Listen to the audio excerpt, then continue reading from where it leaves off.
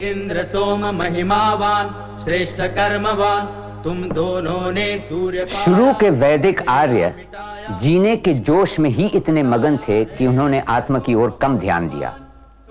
सबसे अहम तसव्वुर था धर्म, जो मजहब या संप्रदाय से बढ़कर जिंदगी निभाने का तर्ज था, यानी अपने और दूसरों के प्रति जिम्मेदारियों को पूरा करना।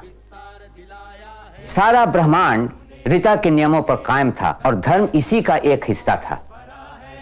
धीरे धीरे भगवान का विचार पनपा, ख्यालों ने अजीब उड़ान ली, प्रकृति के रहस्य सुलझाने की कोशिश की गई और जिज्ञासा की भावना उजागर हुई।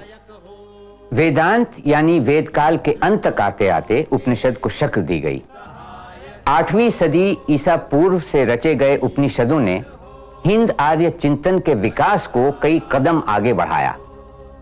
इस समय तक आर्य कई इलाकों में बस चुके थे और उनकी खुशहाल तहजीब की जड़ें पुख्ता हो चुकी थीं। जब बड़े बड़े शहरों पर केंद्रित राज्यों ने पुराने कबायली समाज की जगह लेना शुरू किया, तो मगध और कौशल साम्राज्यों ने अपनी मजबूत सेनाओं की मदद से व्रज्जी और लिच्छवी जैसे गणसंघों के वजूद को मिटाना शुरू कर दिया। इस बदलाव का असर रीति रिवाजों पर भी हुआ। नई नागरिक संस्कृति में खेतीहर समाज के पशु बलि, पशुदान और अन्नदान जैसे वैदिक अनुष्ठानों के लिए कोई जगह नहीं रही। पुरोहितों के तौर तरीकों और वैदिक देवताओं पर विश्वास कम हुआ, उनका मजाक तक भी उड़ाया जाता। लेकिन इसके बावजूद अतीत से पूरी तरह कटने की कोशिश नहीं की गई। अतीत को तरक्की की पहली सीढ़ी माना गया है। उपनिषदों में आत्मबोध पर जोर दिया गया है, जो खुद को और ब्रह्म को पाने का साधन है। वास्तवश अच्छा हो अब अगर तुम कुछ दान धर्म कर डालो, उससे रोग का परिहार होगा। दान धर्म? पर मैं दूं क्या? मेरे पास तो कुछ भी नहीं। जो दान कर सको कर दो। उससे यदि रोग से मुक्त नहीं भी हो पाओगे तो भी स्वर्ग पाओगे।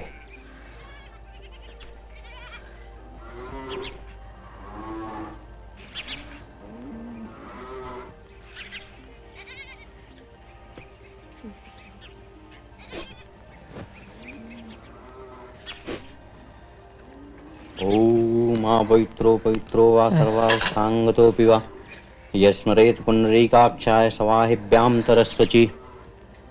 अब यजमान जो भी दान में देना हो अपने मुंह से कह दो। बेटा बेटा, त्याग और दान करने से पुण्य मिलता है। हम भिखारी तो है नहीं कि इतना भी ना कर सके। ठीक है, औपचारिकता ही सही। सारी गायें दान में दी। आयुष्मान।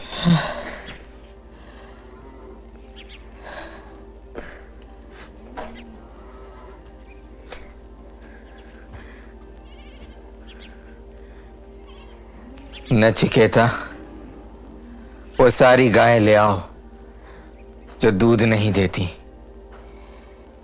काफी संख्या है उनकी। पिताजी, जो गाय दूध नहीं दे सकती, जो इतनी दुर्बल है कि न चारा खाती है न पानी पीती है, क्या उन्हें दान में देकर आपको पुण्य मिलेगा? चुप रहे, मूर्ख कहीं का। पिताजी, आप पुण्य पाने के लिए गाय दे रहे हैं ना? तो उन गायों के स्थान पर आप मुझे ही दे दीजिए। दूर हट यहाँ से, निकल जा। पिताजी, मैं जानना चाहता हूँ, आप मुझे किसे देंगे? मैं कहता हूँ निकल यहाँ से। पिताजी, आप मुझे बताइए, आप मुझे दान में किसे देंगे? सुना नहीं तुमने? निकल जा, मैं तेरा मुंह नहीं देखना चाहता। पिताजी, मैं फिर भी जानना चाहता हूँ, आप मुझे दान में किसे देंगे? किसे दूंगा? जानना चाहता है तू? तो सुन निकम्मे, मैं तुझे यमराज को देता हूं।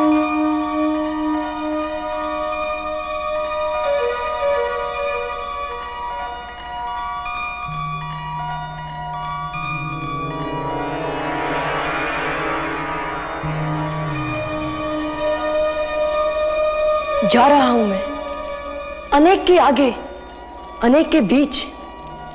क्या हो सकता है आज यमराज का काम जो मेरे कारण पूरा होगा? जो कल जिंदा थे वह आज नहीं है, जो आज जिंदा है वह कल नहीं रहेंगे। करण धर्मा मनुष्य अनाज की दाने की तरह पकता है, झड़ जाता है और दोबारा पैदा होता है।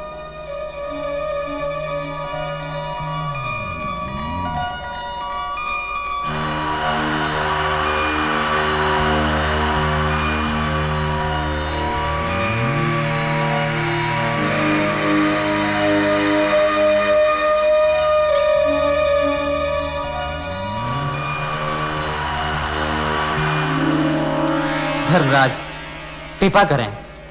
यह गरीब ब्राह्मण पुत्र नचिकेता 3 दिन और 3 रात से भूखा प्यासा आपके द्वार पे खड़ा है। महाराज, जो ब्राह्मण अतिथि का सत्कार नहीं करता उसका पुण्य लुट जाता है, उसका भविष्य मिट जाता है, उसकी संतान, उसकी संपत्ति सब कुछ समाप्त हो जाती है।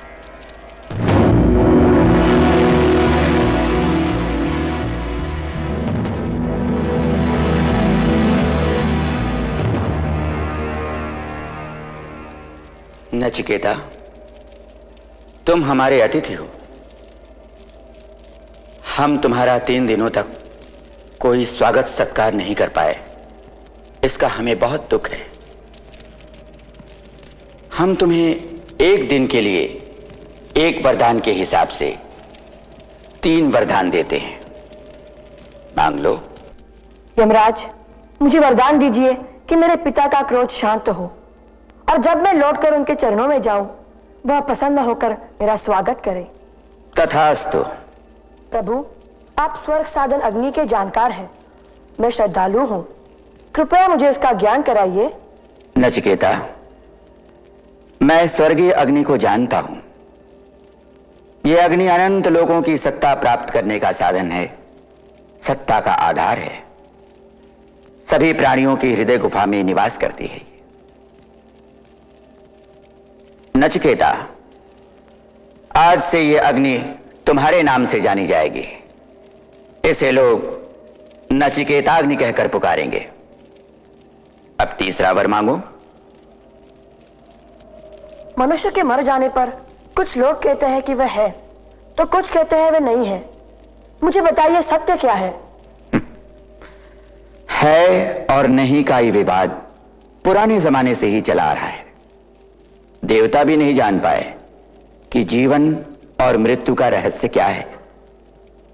नचिकेता, तुम कोई दूसरा वर मांग लो। इस प्रश्न को हमारे लिए ही छोड़ दो। महाराज, इस विषय के जानकार आप ही हैं, आप ही समझा सकते हैं, दूसरा कोई नहीं। और इस वर के सामने दूसरा वर है भी तो नहीं। नचिकेता, तुम कोई और वर मांग लो। 100 वर्षों की दीर्घायु वाले पुत्र मांग लो, हाथी घोड़े मांगो, धरती मांगो, चाहो तो अपने लिए दीर्घायु मांग लो। नहीं महाराज। तुम कुछ और मांग लो। मृत्युलोक में इच्छाओं को पूरा करना असंभव हो, ऐसी कोई चीज मांग लो, हम दे देंगे।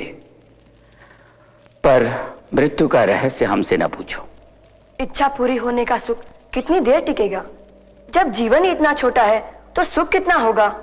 नहीं महाराज, आप मुझे यही वर दीजिए, मृत्यु का रहस्य खोलकर समझाइए। नचिकेता, इसके 2 ही रास्ते हैं, एक श्रेय का, आनंद का, और दूसरा क्षणिक सुख का।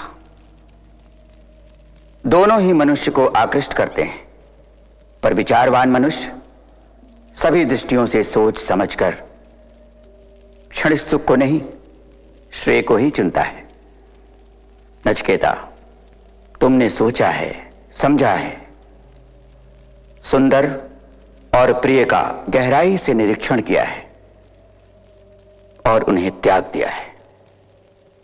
तुम धन और ऐश्वर्य के मोह जाल में नहीं फंसे हो, जैसा कि बहुत से मनुष्य उसमें डूबते हैं और नष्ट हो जाते हैं। नचिकेता, मुझे बहुत संतोष है कि तुम सत्य में निष्ठा रखते हो, मैं कामना करता हूं कि मुझे वैसा ही प्रश्नकर्ता मिले जैसा कि तुम हो। महाराज, वो क्या है जो धर्म और अधर्म से अलग, कर्म और त्याग से परे, भूत और भविष्य के उस पार है? नचिकेता, जिस पद और लक्ष्य की महिमा वेद गाते हैं, जिसके लिए तपस्या की जाती है, जिसके लिए मनुष्य व्रत अनुष्ठान करता है, गहन अध्ययन करता है, वो एक ही शब्द में समाया हुआ है। वो शब्द है ओम।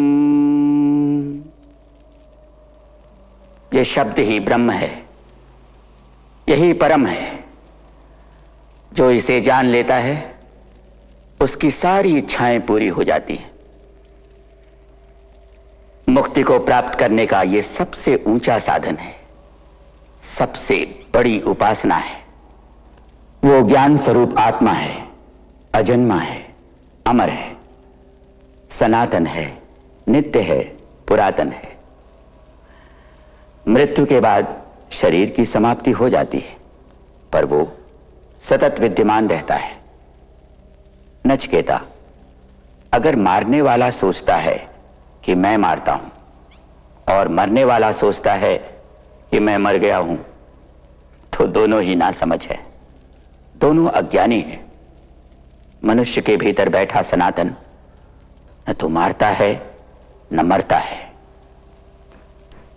नचिकेता, अब मैं तुम्हें सनातन ब्रह्म का रहस्य बताता हूं, आत्मा की उस अवस्था के बारे में बताता हूं जो मृत्यु के बाद प्राप्त होती है। आत्मा माता के गर्भ में जाकर दोबारा नया शरीर पा सकती है। अपने पूर्व जन्म के ज्ञान और कर्म के आधार पर पेड़ पौधों में भी जा सकती है। भले ही हम नींद में हो, पर यह आत्मा हमेशा जागती रहती है और हमारे लिए एक अद्भुत स्वप्न की दुनिया रच देती है। नचिकेता, वास्तव में तेजोमय ब्रह्म ही अमृत कहलाता है।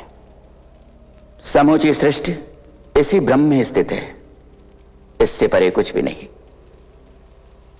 जब विवेकशील मनुष्य को पता चलता है कि इंद्रियां आत्मा से अलग हैं, इसका उदय और अस्त उसी पर निर्भर करता है, तो उसका शोक जाता रहता है। नचिकेता, इंद्रियों से बड़ा है मन, मन से ऊंची है बुद्धि, बुद्धि से महान है आत्मा, और आत्मा से ऊंचा है अव्यक्त, और अव्यक्त से भी बहुत बड़ा है पुरुष। वो पुरुष जो सर्वव्यापी है, उसका न कोई चिन्ह है, न आकार, न कोई लक्षण। मरणशील मनुष्य जब इसे जान लेता है तो उसे मुक्ति मिल जाती है। इसी को अमृतत्व कहते हैं।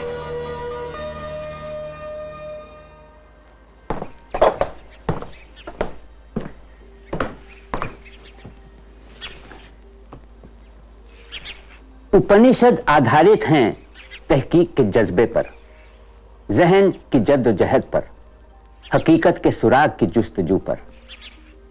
हवा एक जगह क्यों नहीं रहती, बहती क्यों है? इंसान के दिमाग को आराम क्यों नहीं मिलता? पानी क्यों और किस चीज की खोज में बहता है? उसका बहाव घड़ी भर के लिए भी क्यों नहीं रुक सकता? मगर इस तलाश में एक बड़प्पन है। यह तलाश माहौल पर जहन की फतेह की निशानी है।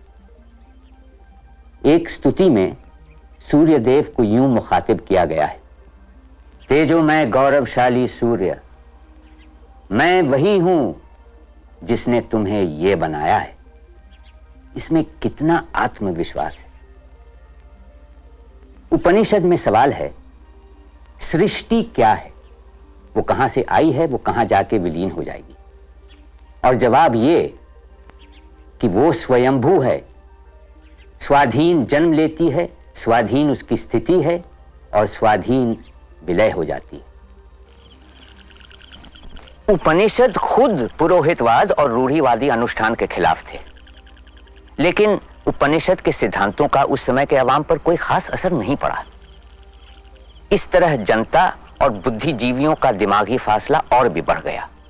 नतीजा था कई नई विचारधाराओं का जन्म, नास्तिकता और पदार्थवाद की एक जबरदस्त लहर। उपनिषदों के बाद उभरने वाले पदार्थवाद का तमाम साहित्य अब हमारे पास नहीं है। इसका जिक्र सिर्फ उन्हीं किताबों में मिलता है जिनमें इसकी निंदा की गई है और इसे गलत ठहराया गया है। कृष्ण मिश्र ने चारवाक के सिद्धांतों पर प्रबोध चंद्रोदय नामक एक प्रहसन लिखा है, जिसमें व्यंग भरी आलोचना का यही पुट हमें दिखाई देता है। लोकायत शास्त्र, जो चारवाक सिद्धांत के नाम से भी जाना जाता है, सबको मालूम है। यह शास्त्र प्रत्यक्ष को एकमात्र प्रमाण मानता है, इंद्रियों के सत्य को ही एकमेव सत्य मानता है। धरती, वायु, तेज, जल और आकाश ही केवल ऐसे तत्व हैं जिनसे सृष्टि बनी है। मनुष्य का पुरुषार्थ अर्थ और काम है। ये सब कुछ वाचस्पति ने लिखा और चारवाक को सौंप दिया, और चारवाक ने इस तंत्र को अपने शिष्यों की सहायता से प्रचारित और प्रसारित किया। आचार्य, यदि भूख और प्यास मिटाना ही पुरुषार्थ है, तो लोग क्यों संसार के सुखों को त्याग देते हैं? क्यों वे कठिन से कठिन व्रत और उपवास करते हैं? क्यों वे जानबूझकर अपने आप को कष्ट देते हैं? क्योंकि वे मूर्ख होते हैं, शास्त्र उन्हें धोखा देते हैं और वो मुक्ति के लोभ में अंधे हो जाते हैं।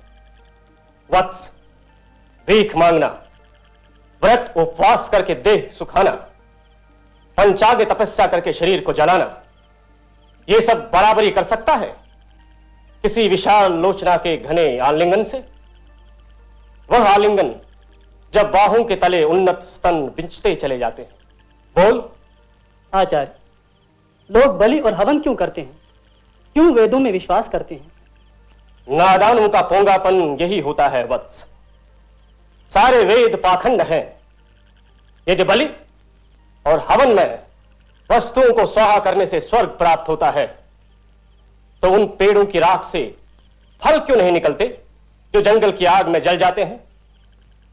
यदि बलि का पशु सीधा स्वर्ग पहुंचता है, तो लोग अपने माता पिता की बलि क्यों नहीं चढ़ाते? यदि पिंड दान से मृत आत्मा का पोषण होता है, तो तेल डालने से बुझी हुई बाती जल क्यों नहीं उठती?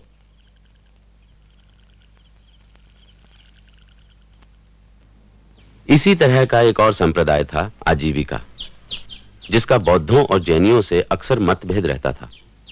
ये लोग नियतिवादी थे।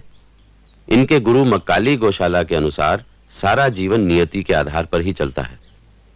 आदमी की अपनी इच्छा से कुछ नहीं होता, भाग्य का दर्जा सबसे ऊंचा है।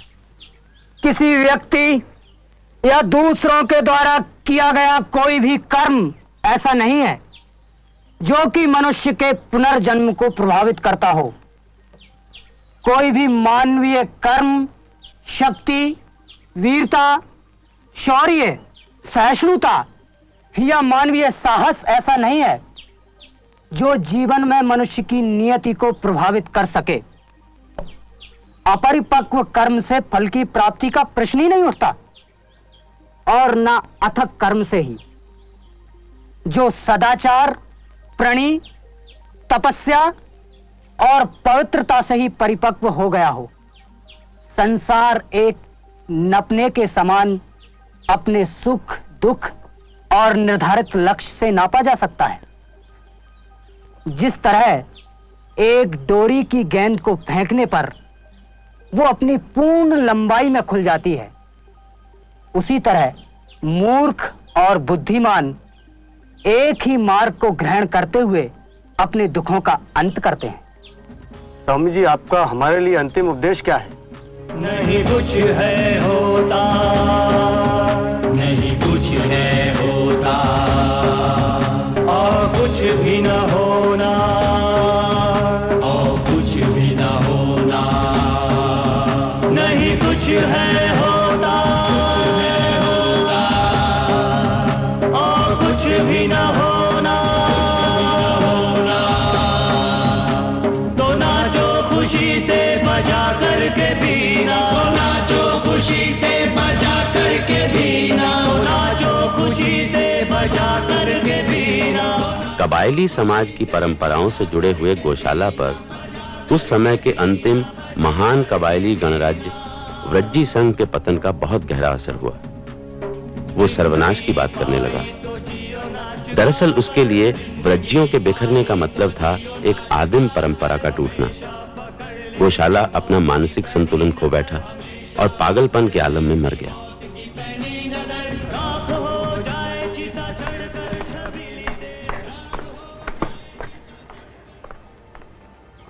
हालांकि बौद्ध और जैन संप्रदाय एक हद तक वैदिक धर्म से ही उपजे थे, लेकिन दोनों मत उससे अलग माने जाने लगे। उन्होंने वेदों की सत्ता को नकारा और परम ब्रह्म के अस्तित्व को मानने से इनकार कर दिया। दोनों ने अहिंसा पर जोर दिया और ब्रह्मचारी भिक्षुओं की परंपरा को अपनाया। उनके तर्ज फिक्र में एक हद तक यथार्थवाद और तर्क नीति है। जैन धर्म का एक मूल सिद्धांत यह है कि सत्य सापेक्ष होता है।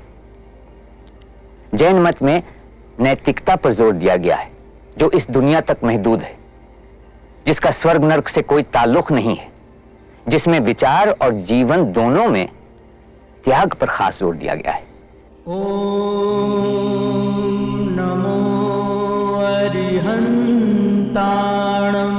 एक हद तक भारतीय संस्कृति पर जैन धर्म ने भी उतना ही गहरा असर छोड़ा जितना कि बौद्ध धर्म ने।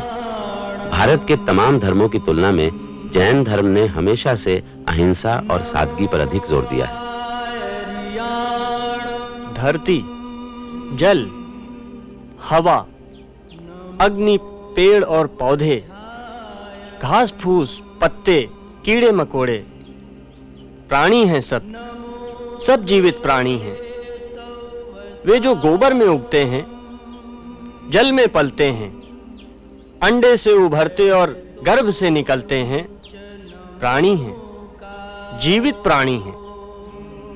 जानो सज्जनों, जानो कि सबको जीना है, सुख पाना है, जीवन के अमृत को पीना है।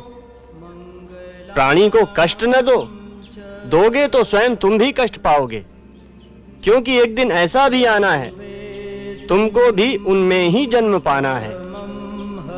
जीने दो, प्राणी को जीने दो, प्राण लिए जीने दो, जीवन के अमृत को पीने दो।